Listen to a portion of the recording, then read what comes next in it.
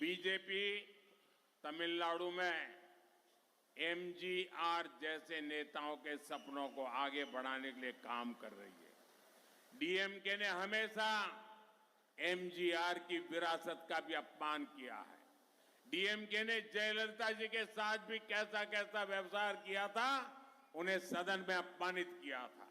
ये भी तमिलनाडु के लोग भूले नहीं हैं। यहां देवेंद्र कुल के वेलालर कम्युनिटी की बहुत पुरानी डिमांड को पूरा करने का काम भी एनडीए सरकार ने किया है और नरेंद्र देवेंद्र से बहुत अलग नहीं है। நண்பர்களே, எங்களுடைய லட்சியம் தூய்மையான அரசியல். அதுல பயணிக்கும் போது எம்ஜி ராமச்சந்திரன் என்ற ஒரு மாபெரும் தலைவரின் கனவுகளை தமிழகத்தில் முன்னெடுத்து செல்லுகிறது பாஜக. எம்ஜிஆரின் பாரம்பரியத்தையும் திமுக தொடர்ந்து அவமதித்துக் கொண்டுதான் இருக்கிறது. இதே போல நம்ம யோசிச்சு பார்த்தோம்னா சகோதரி ஜெயலலிதா அவர்களை கூட திமுக நடத்திய விதம், சட்டசபையில் அவர் அவமதிக்கப்பட்ட விதம், இவை எல்லாத்தையும் நம்மளால மறக்க முடியாது.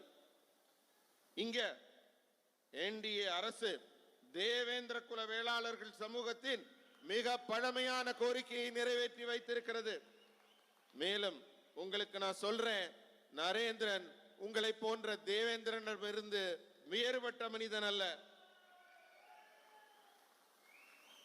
डीएमके और कांग्रेस की मिलीभगत कैसे देश विरोधी है, ये सच्चाई अब पूरा देश जान गया है। इन्हीं लोगों ने हमारा कच्चतीवू आइलैंड तमिलनाडु से काटकर दूसरे देश को दे दिया।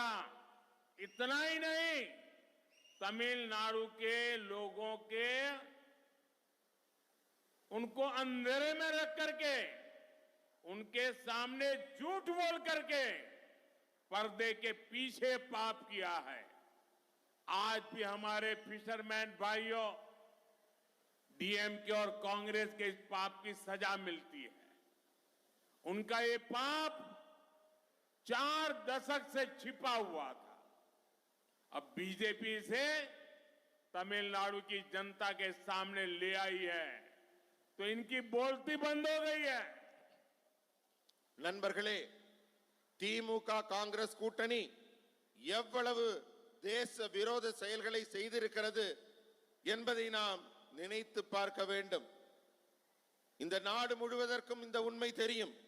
இவங்க கச்சத்தீவை, தமிழ்நாட்டின் உயிர் நாடியான பிரதேசத்தை எப்படி நம்மிடமிருந்து துண்டித்து வேற நாட்டுக்கு கொடுத்தாங்கன்னு திமுகவும் காங்கிரசும் திரைமறைவாக ரகசியமாக செய்த இந்த வரலாற்று பிழையை மன்னிக்கவே முடியாத பாவமாக நான் கருதுகிறேன். ஏன்னா இதுக்கு நம்ம தமிழக மீனவர்கள் தான் தண்டிக்கப்படுறாங்க. அவங்க செஞ்ச பாவத்துக்காக பல தலைமுறைகளாக நமது மீனவர்கள் பயன்படுத்தி கொண்டு வந்த அந்த இடத்தை திரைமறைவில் ரகசியமாக தாரை வார்த்ததை பாரதிய ஜனதா கட்சி தான் சமீபத்தில் ஆவணங்களோடு அம்பலப்படுத்தியது. இது அவர்கள் செய்த தேச துரோகம்.